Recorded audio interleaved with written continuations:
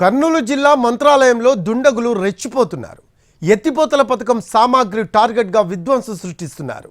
Pump హౌస్లకు చెందిన మోటార్లను ధ్వంసం చేస్తున్నారు. వారం క్రితమే గురు రాఘవేంద్ర ప్రాజెక్ట్ 1లో మోటార్లు ధ్వంసం చేశారు. ఇవాళ మరో ఎత్తిపోతల పథకం సామాగ్రిని ధ్వంసం చేశారు. మాధవరం సమీపంలోని బసలదొడ్డి ఎత్తిపోతల పథకం పంప్ హౌస్ సామాగ్రిని అర్ధరాత్రి ధ్వంసం చేశారు గుర్తు తెలియని దుండగులు.